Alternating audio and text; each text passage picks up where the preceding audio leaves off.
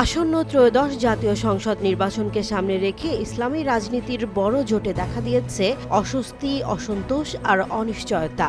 জামাতে ইসলামী, ইসলামী আন্দোলন বাংলাদেশ, জাতীয় নাগরিক পার্টি সহ ১১ দলীয় জোট, যে জোটকে অনেকেই দেখছেন নতুন রাজনৈতিক সমীকরণ হিসেবে। সেই জোটেই এখন মূল প্রশ্ন, কারা পাবে আসন আর কারা হবে বঞ্চিত।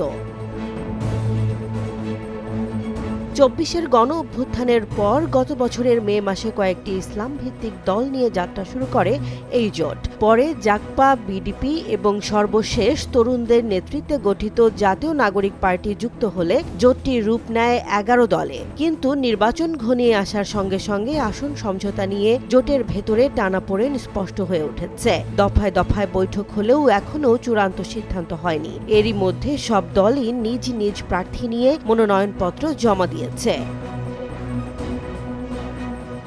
আসন বণ্টনে সবচেয়ে বেশি অসন্তোষ দেখা দিয়েছে পুরনো শরিকদের মধ্যে। ইসলামী আন্দোলন বাংলাদেশ সহ কয়েকটি দল মনে করছে তারা প্রত্যাশিত সংখ্যক আসন পাচ্ছে না। আবার অন্যদিকে জোটের শরিকদের জায়গা দিতে গিয়ে জামাতে ইসলামীর নিজ দলের নেতাকর্মীদের মধ্যেও ক্ষোভ তৈরি হয়েছে। খেলাফত মজলিস যেখানে ২৫টির বেশি আসন চেয়েছিল, সেখানে পেয়েছে মাত্র ৫টি। নেজাম ইসলাম ও খেলাফত আন্দোলন পেয়েছে ২টি করে আসন। বিডিপি ও জাগপার ভাগ্যে জুটেছে মাত্র ১টি করে আসন। অন্যদিকে নতুন শরিক এনসিপি অর্ধশতাধিক আসন দাবি করলেও সমঝোতা হয়েছে ২৬টি আসনে।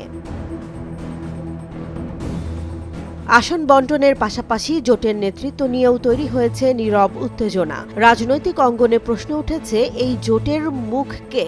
জামাতের শফিকুর রহমান নাকি এনসিপির আহ্বায়ক নাহিদ ইসলাম?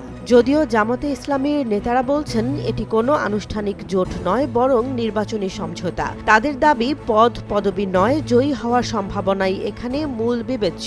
জামাতের কেন্দ্রীয় নেতারা বলছেন শেষ মুহূর্তে নতুন দল যুক্ত হওয়ার আগের হিসেব নিকেশ নতুন করে সাজাতে হয়েছে। তাই মনোনয়ন জমা দেওয়ার পরও আলোচনা চলছে এবং ২-৩ দিনের মধ্যেই চূড়ান্ত সিদ্ধান্ত আসবে।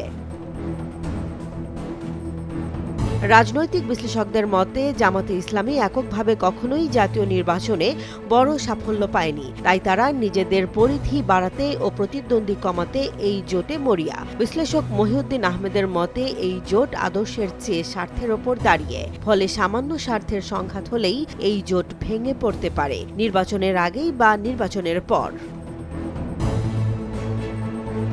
সব মিলিয়ে জামাত, এনসিপি, ইসলামী দলগুলোর এই ১১ দলীয় জোট এখন এক কঠিন পরীক্ষার মুখে। আসন সমঝোতা কি শেষ পর্যন্ত সবাইকে সন্তুষ্ট করতে পারবে, নাকি ভোটের আগেই ভেঙে পড়বে এই রাজনৈতিক জোট? সেদিকেই তাকিয়ে আছে রাজনৈতিক অঙ্গন। জেসমিন জাহান, নিউজ ডেস্ক, জনবাণী।